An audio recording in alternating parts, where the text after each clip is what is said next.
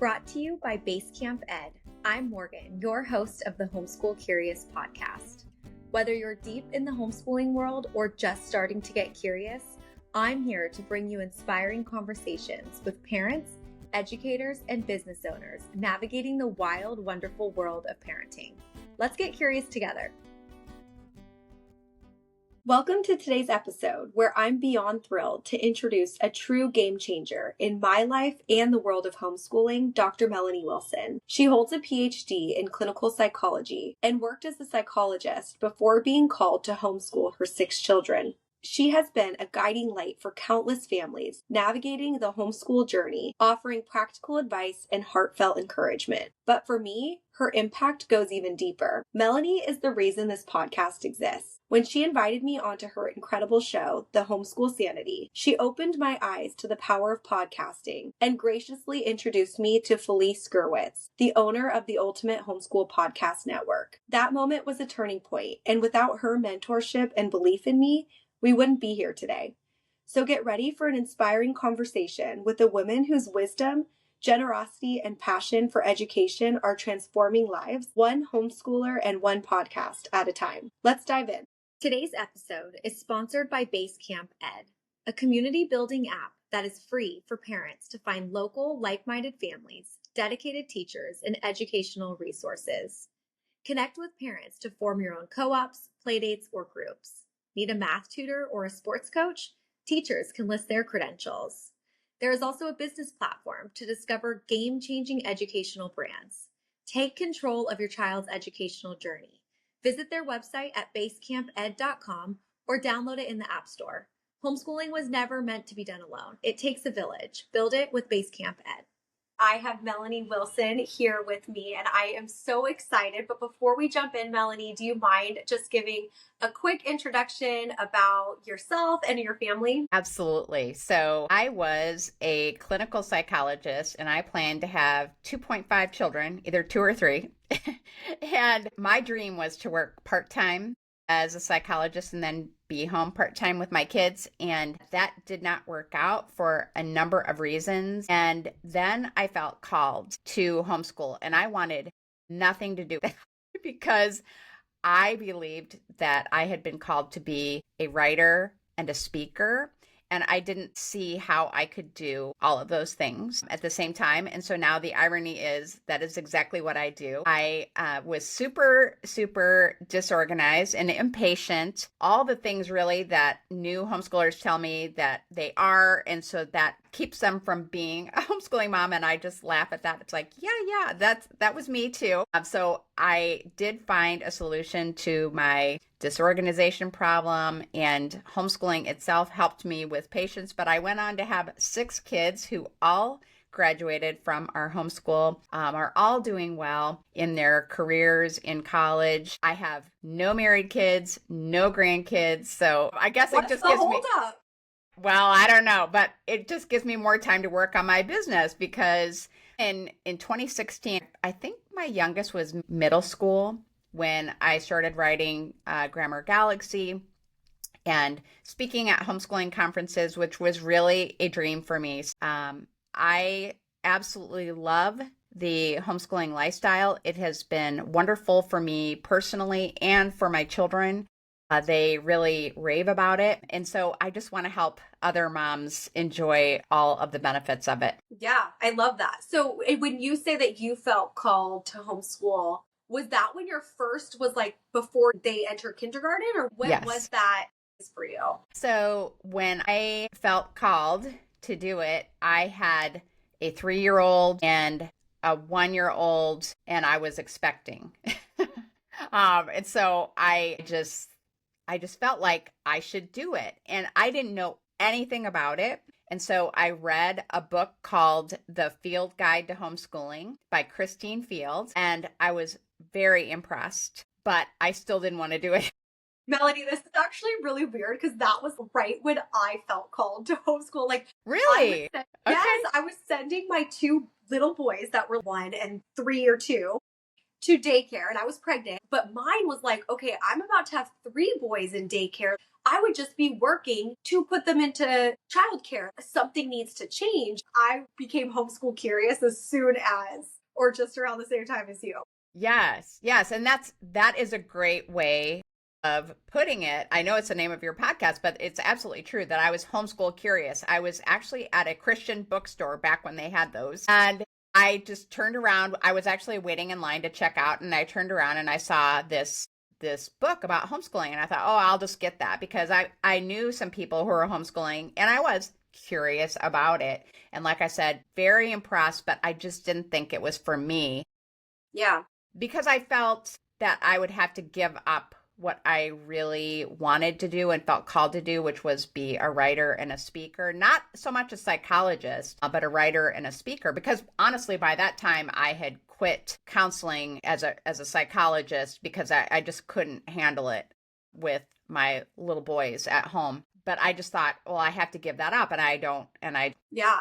And I think so many of my listeners and who I'm trying to encourage to make that push to homeschool are maybe the moms that do work or exactly like us that want to do both. And you mentioned you were able to kind of balance both, especially in the beginning. When the kids are little, it's hard, but how did you make that? Well, the truth is I was not working when I started homeschooling. So I was a stay-at-home mom. I was really like a freelance writer and speaker. So I did that when my kids were young, and my journey really started with, well, I'll do preschool because I can't mess that up, right? It's like I just won't put my oldest in preschool and we'll see how that goes. I mean, it can't be that hard. Well, for me it was very, very, it was very, very hard. And the reason it was so hard, and I think this is actually probably applicable to moms who are trying to work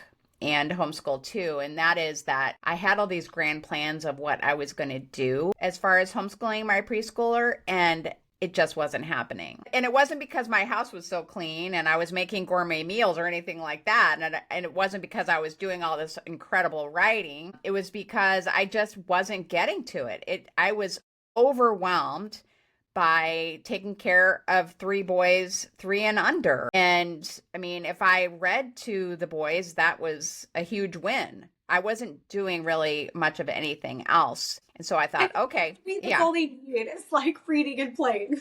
But I didn't realize that at the time. Being too hard on yourself. Partly, but it was also that I had no routines at all. I came out of education all the way through a PhD and working for a Christian clinic as a psychologist, and I never really had to structure a whole day and figure out how to spend that day. And I thought that was actually the blessing of being a homeschool mom. It's like, well, I can go to bed when I want. I can get up when I want. I can read to the kids, play with the kids. But it was way too loosey-goosey. And my husband would be home from work because he's a salesman. He travels around. And he would say, what's for dinner? I would say, I have no idea. Just none. That is very important to him. It still is. And so he was very frustrated with me, and I was very frustrated with me. It's like, why can't I get this together? And it wasn't until someone told me about a woman who calls herself Fly Lady that I realized, oh, there is no structure onto my day. So that's why I can't get anything accomplished. Well, okay, what is Fly Lady? I'm just curious what that is. For sure. So Fly Lady. Hear it? What is it? Yeah. So she's still around. Okay. She's not a homeschooling mom. She called herself Fly Lady because she was into fly fishing at the time. And a friend of mine knew about her and said, oh, you got to check her out. And she was a totally disorganized person before she began implementing routines into her life. And when she did that, she was finally able to keep up with her house and keep things in order, and other parts of her life kind of fell into place too. And she would send out these daily emails, and it would just help you by giving testimonials of other people, by giving you these 15-minute missions every day to accomplish. But the biggest thing that I got from her was that I needed to have an evening routine. So the very first thing she says to do is to shine your sink. Well, that means not just taking cleanser out and making your sink shine, which I kind of gave up on that fairly early into the process.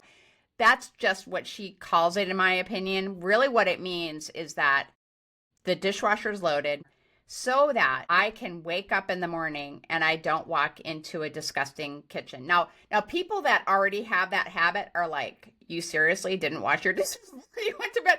I seriously could never go to bed with the kitchen dirty. Exactly. It even stresses me out if I like cooked dinner early enough that the dishwasher could now technically be unloaded before I go to bed, but I'm like so tired. Yeah, right. I'm like, oh, I should just do it. I'll be happier with myself. I didn't have that. And that was just one symptom. That one lack of habit would really carry over into my entire life. But it works the same way when you implement that habit. Because I was loading my dishwasher at night, I could get up in the morning and I could have my 3-year-old help me unload it. Before that, it would just be like willy-nilly. Who knows if the dishes are clean or dirty. I didn't know what was for dinner, as I said. I didn't get dressed. If somebody came to the door, I looked horrible. And I mean, just all the different steps, like preparing for the next day. She's big on put your clothes out that you're going to wear the next day. I still do that. I did it for my kids. And it was so funny when I started following her routines, people would come to my door and go, "Oh, where are you going? Like, what's going on? I don't get it." The incredible benefit was that not only did my husband think that I could homeschool our kids without DFS coming to take them away, that I could also handle having more kids. And that was wonderful that he thought that. But even more importantly, I thought that. I thought, I can do this. I really can do it because... And then you went on to have 3 more. I did. Oh my gosh. I'm about to have my 4th and I'm like so tired. I think I'm done. It does take energy. For me personally, and this is, I think, is good news potentially for you, I found that number 4 onward were not anywhere near as difficult as the first 3. Are they only saying that to get you to to go to 4? Because every mom that has 4 or more says that. Yes, it's true. It's really true. See, because this is our 4th boy. Yes. So my husband, I would obviously love a daughter, but he wants a girl even more than me. And so like the day we found out that this 4th one was a boy, I could see there was a little bit of disappointment in him. And he still today is like, we'll go for the 5th. I'll convince her. Like, no, because then I'm sure we're just going to have 5 boys. That is literally what's going to happen. It could happen, but I just have to tell you, in all honesty, my daughter was number 5. So you had 4 boys and then a girl? Seriously? I didn't know that. Seriously. I didn't know. Yeah, and then I had a 6th, and I was thinking, oh, I want a sister for her. And it was another boy. It was another boy, and I'm so glad. Those 2 are the best friends. Yeah, and what is hilarious to me, he is the sweetest boy. He's in college, and his girlfriend's name is the exact same name as my daughter, spelled the same way. What's your daughter's name? Elena. Oh my gosh, that is kind of weird because that's not a common name. No. I know. Oh my god. Yeah, so really cool. It will work out, whatever path you're on. I can't tell my husband that because then he's going to be like, okay, we have to go for the 5th. I'm not telling him. Okay, well, I kind of hope you change your mind. I really, the thing that I say to people is that people don't regret having more kids. Yes, I know. And I'm not telling people that they have to. I'm not saying anything, of course, to women who would love to have another baby but cannot for whatever reason. I'm not saying that at all. But if you have that opportunity, it's highly unlikely that you would regret it. That's all. Okay, so sorry we got off track for a second. Yeah, right. That's okay. I feel like I am parallel to your life, but 30 years later. So Then what entered the picture first? Because you're the host of the Homeschool Sanity podcast and you're the founder of Grammar Galaxy. What came first? Right. So as I told you, I was a speaker. I don't remember how Felice Gerwitz, who is the owner of Ultimate Homeschool Radio podcast, I don't know how she found me, but she invited me to participate in an audio only homeschool conference that I had listened to in the past. Maybe I wonder if I approached her. I don't know. I'm going to have to ask her. She remembers, but she invited me to participate in that audio conference. In fact, what I think is so funny about that is I wonder if that would actually be popular with people now, because I mean, we have all the video conferences and everything, but people love just being able to do their thing and listen to those audios. And you can listen just to the audio, but I don't know. I just find it more challenging when you have videos that you have to stop and start and all of that. Yeah. But anyway, so then when she had the idea for the podcast network, she approached me and said, I would really love you to host your own podcast on this network. And I just jumped at it. It wasn't even a question for me. It's like, I want to do this. And I did it. I forget how many years I did it, but I took a year off. I took that year off to write Grammar Galaxy. That was my ultimate dream. I wanted to write that. And then I came back after that year and podcasted again. And then it was in 2016 that I published the first volume of Grammar Galaxy. And then I just kept going and was invited to speak at homeschool conferences then. Yes. Tell me a little bit more about Grammar Galaxy and what exactly. Yeah. So the truth is that I did want to write something for homeschoolers. I just didn't know really what it was. But as someone who is a writer, like I said, I was a freelance writer. I've actually done tons of different types of writing and speaking, but I just loved all things language arts. I mean, it really didn't matter what aspect of it, literature, grammar, spelling even. I love spelling. I love writing. I love all of it. And when my kids just were not into it like I was, in fact, my fourth boy, watch out for that fourth boy. Boy. My fourth son offered to pay me not to teach English to them. He's like, really? I will pay you. Just don't teach it. I don't want to do it. I just thought, what is wrong? You know, why do they hate this so much? And it just started me researching it and really thinking more deeply about it. And the first thing I noticed is that half of the language arts or the English curriculum that we had was repeat. Not just repeat from one year to the next, but the parts of speech, for example, are taught every single year from first grade through 12th grade.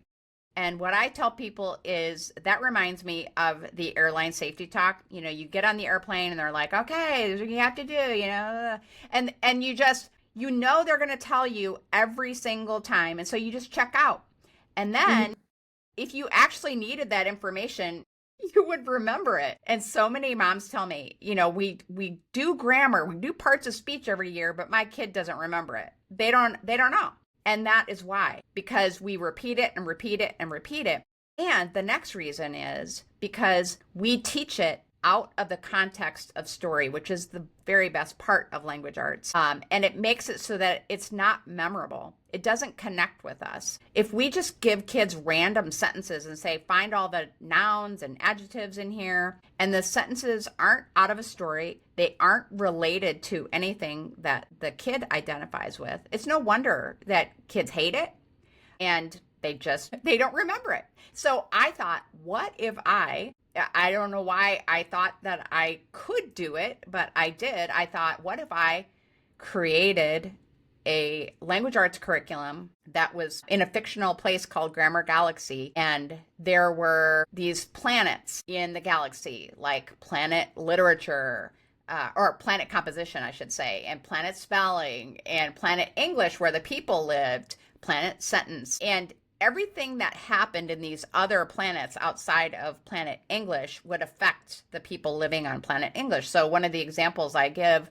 to people to help them understand what I mean is that there is an enemy in the galaxy, and he is the gremlin, and he tries to destroy the English language. And one day what he did was he had the nouns on planet Sentence abducted. They were taken away in a spaceship. They start disappearing from planet English where the people live. So the Royal English family's pet disappears, buildings begin disappearing, and then, of course, people begin to disappear. And so that in itself helps kids understand what nouns are as they see the things that are disappearing. And this is way more fun. Like, I'm interested. It's way more fun. Yeah. So then I had this idea of, instead of giving kids boring worksheets to complete, that we would have them be fellow guardians of the galaxy. And this is before, believe it or not, this is before Guardians of the Galaxy. You copyrighted that name. Yeah. Well, I was just hoping they weren't going to come after me. It's like, no, I really did write this before. After the king orders the nouns brought back to planet Sentence, the guardians who are completing their mission have to put these nouns back on the streets where they live. And what streets do they live on? Person, place, or thing street. And so kids are, once again, they're getting that picture in their mind of what nouns actually are. And I do that with all the different parts of speech and the different concepts that kids learn. What a great idea. Thanks. I love this. What is the average grade levels for this program or curriculum? Yes. Yeah. So I don't teach kids how to read with the curriculum. Yeah. So they have to be beginning readers. They don't have to be like fluent readers at all. But if they're reading, you know, their phonetic words, they can start. It's also okay to wait. But I tell people, advanced first graders who are reading, second graders on grade level, or older students who haven't had an introduction to grammar formally. Even though the curriculum doesn't just teach grammar, I teach literary concepts, spelling strategies, vocabulary, writing, and even a little public speaking. Okay, gotcha. So more... I should say all the way up through 8th grade. I have volumes all the way up through 8th grade. Gotcha. Okay, so it basically is like all of kindergarten and everything. Middle school. Wow. Okay. Well, not kindergarten. Cool. Not kindergarten. Not kindergarten. Yeah. I usually say, they're usually too young. Yeah. No, mine's in kindergarten, and we're like still trying to get through the letters right now. Yeah. Oh, for sure. That's your number one job, is just to teach that reading, and they'll get it. I go back and forth. I get conflicting advice of maybe you need to wait till he's a little bit older, and they just it clicks better maybe when they're 6. And then I see other moms who have 5-year-olds that can already read basic words. And I'm like, is he behind already? I mean, we literally just started homeschooling. And I even went to the Great Homeschool Conference and look, I only bought like a very basic language arts, and then I got math. Those are the only 2 things. And every morning or whenever we start our homeschool day, he always wants to do math. And he'll sit and do 5 or 6 lessons. But then I even bought the fun game reading stuff. As soon as it comes out, he's not interested. Mm-hmm. I'm trying not to push it. He loves when I read him books. He wants to read books. He just doesn't, he's not like pushed to want to learn it yet. A child who is engaged when you read, that's perfect. That is perfect. Just keep doing that. You know, have the book in front of the 2 of you. Use your finger. Go along. If you want to do some other reading type activities, you can make it really fun. A game, but not, I wouldn't do formal. He's telling you, I'm not thrilled with this. And so you want to just keep it very light, very fun. And it will definitely come. You're not going to have a non-reader if you wait. Yeah. I appreciate that advice. I mean, it's only been a month, so I'm trying to be positive about it. So tell me about your podcast too, the Homeschool Sanity. What's the premise of it? Yes, absolutely. I actually had Felice on my podcast fairly recently, and she was reminding me how she invited me to do the podcast. She said, I want you to talk about parenting. And I'm like, parenting? I don't want to talk about parenting. And of course, what do people want to hear from me the most on the podcast? Parenting. And so I've had to make my peace with that. What I was able to do is use a similar story-based concept to teach kids the social and emotional skills that they need to succeed in life, and have the parents teach it in really short, fun, easy lessons that also helps parents understand. I found back when I was a psychologist teaching these skills over and over, and I just thought, there has to be a fun way of teaching these skills to kids when they're young. So that is Training Aliens. That is what that curriculum is. And so going forward, I am going to continue to talk about parenting, but I'm going to be talking about more about social and emotional skills, both for parents and for how we can teach them to our kids. Because it's the Homeschool Sanity Show, I'm talking about our happiness in homeschooling. I'm talking about how we can arrange our time and practice homeschooling in a way that keeps us happy as moms, because if we're not happy, we are not going to have a happy family. So there's always a big aspect of faith in my podcast. That's why I can't say to families who use Grammar Galaxy or the secular version of Training Aliens, oh, come on over and listen to my podcast, because it is faith-based, and I don't apologize for that. To me, that is what has kept me sane over the years, is knowing where you find your sanity. Yeah.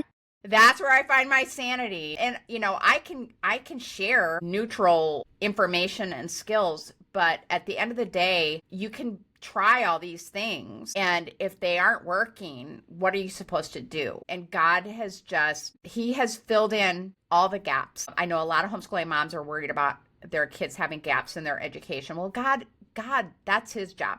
He fills in all the gaps in my kids' lives and in my life. And I cannot have homeschool sanity without Him. So that's the nature of my podcast. I love it. Yeah. You are such a role model in the homeschooling space. You basically told me to come to the Great Homeschool Convention in California. So I went. And then you also do speeches. And of course I sat in the front because I was so excited to meet you in person, because I was on your podcast a few months before that. And you have so many parents that come to listen to you speak. But what's a common challenge that you see homeschool parents ask advice for, and how do you guide them? The number one thing is discipline, because we are living in a time when we typically have two extremes when it comes to discipline. And it's so confusing for us as parents as we try to figure out, not only given these extremes being presented, but also our past experience.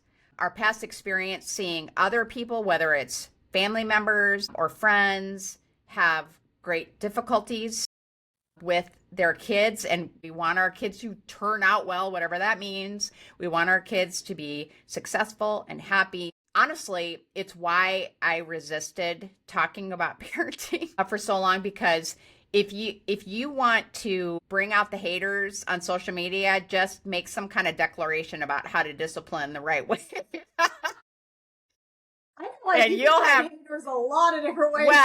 Well, you can, but that is a sure thing. They'll be all over you. And I had strong opinions about how people needed to be disciplining their kids. And I found myself at one particular convention, and I won't say which one, but I found myself feeling like I was lecturing. And that night after I gave that talk, I couldn't sleep, because I felt like this is wrong. This is really wrong. I am talking to a group of people who dearly want the best for their kids, and they don't know the best way to discipline that works for their child and for their family. And so I completely rewrote the talk based on that. And it has been so successful for me presenting to parents that I am in the process of writing a book with that information in it. What I do is basically say, here is this extreme. Here is why we are drawn to that. Here are the risks of that extreme. And the same thing with the opposite. And then I say, okay, now here's everything in the middle. And here is how, if you are leaning to either extreme, how you can move yourself closer to what is just right for you. And I don't decide. I don't even tell you, if you're doing this, you're extreme. I just say, here is how you can enjoy more of what you want in your family. And it's just been really, really helpful. Honestly, I will say the reason I can teach this is because I've been both of those extremes. And I've experienced both of the less positive effects of those styles of discipline. And I'm not perfect, but you know what? I don't have to be, and neither do your listeners. They just have to be constantly balancing out, because even though we decide, oh, okay, I'm going to be in between the extremes, we get lazy and we'll fall back into either of the extremes. And that doesn't mean that we've ruined our kids for life. That's the other thing that so many parents are afraid of. We've been told this over and over and over by this culture. And, kids are very, very resilient. My kids don't remember the things that I feel the worst about. They don't remember it. In fact, they will often praise me in that exact area that I feel so bad about. It's like, okay, so wonderful that we have grace. And so all we have to do is just make a little course correction. That's it. It's not like, oh, no, it's like, it's over. It's horrible. And I would say that is true even for most relationships with adult children. There's still hope. There's still time to change that relationship. I love that. What phase are you in writing this book? I have started it.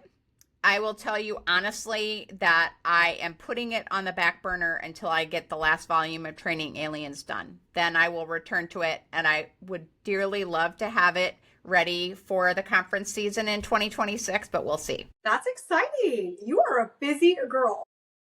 I am. Well, like you said, you don't have any grandchildren yet, so. I don't. That's why. That's probably why God's like, she's got to get these books done.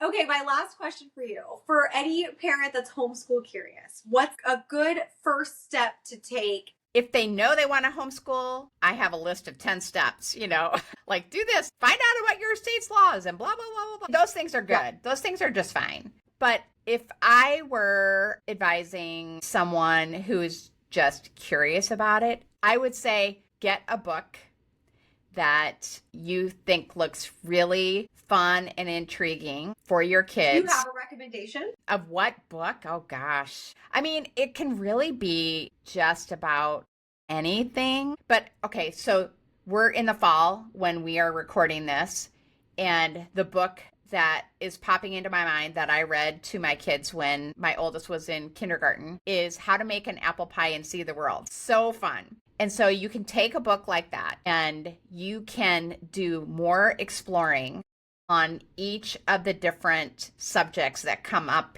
in the book. You can do activities. So, the places, you can look up a YouTube video that's for kids that you've pre-screened, and you can watch that. You can look up some pictures of this place. And then, of course, make an apple pie. And they have a recipe right there in the book that you can follow if you don't have one, and do that together. Yeah. Do some active, fun things. That is, to me, those are the greatest blessings of homeschooling. Reading to my kids, the best, the absolute best. Reading to my kids, then following up and researching. You're teaching your kids those research skills, how to learn on their own, look up some other things. Like, I think maybe they churn butter in that book. It's been a long time since I've read the book, but maybe they churn butter. So look up a video on people churning butter. That would be super fun. There is an activity where you can churn butter yourselves. It's extremely time consuming and exhausting. Oh, it's like, I don't know how these people did it, but you can do that. You can try doing that if you want. And then bake an apple pie together. That's a memory maker. That is a memory maker. And, you have all this anxiety about, anxious about how, they have to have the right curriculum, and they have to have all this stuff. No. Where it's as simple as reading to your kids and then applying it to the real world. Like, it doesn't have to be. No, it doesn't have to be that. And, you can have all this anxiety. How am I going to teach my kids algebra? Well, if you have a kindergartner, you're not even there yet. Calm down. You'll get there. Calm down. It is so much easier than people think that it is. It's so much easier. In fact, I can tell you one little anecdote that will encourage a beginner. So my oldest, he's an advanced learner, extremely independent. He handled the whole college application process on his own. I literally did nothing. Okay. So when my next son comes along, who's way more like, what do I do? I don't know. And first yeah, and a second one. yeah. Well, right. So he comes to me like that, and I filled out this super easy, I think it was like a 1-page application for the college that he wanted to attend, the university. And after I filled it out, I called my oldest son and I said, okay, I just filled this out. And that's all it was. Okay. It was just this. I just, that's all I did. I said, what am I missing? Is there anything else I have to do? And he said, no. I'm like, you're kidding me. That literally was all that I had to do. It was so easy. I could not even believe it. That is the number one thing that I tell people that I regret about my homeschooling. It's that I worried. Such a waste of time and emotion, probably aged me a ton. So that I'm telling you, if you're homeschool curious, try doing something fun like what I just described. Go out, do a field trip of some sort, enjoy it, point out some questions to them about what you're looking at. And then you can find out the answers to any questions that you have. I mean, now we have ChatGPT and other AI platforms, so that can help you. But even better, ask someone who is a veteran homeschooler, and they're going to be able to answer your questions and ease your fears like that. There's really no reason to fear. If you feel called to homeschool, just do it. You will not regret it. It's like having another kid. You just won't regret it. Even if you decide, even if you decide somewhere along the way that homeschooling is not a good fit for your family anymore, you still won't regret it. You just won't regret it. Yeah. That's great advice. And I really appreciate you coming on today. So how can my listeners connect with you? The Homeschool Sanity Show is on all of the podcasting platforms. I also have a video version of the podcast on YouTube. It's at Melanie Wilson. I'm on social, either at Grammar Galaxy Books or Homeschool Sanity. You can connect with me there, and I would love to share more. My curriculum website is fun2learnbooks.com. Awesome.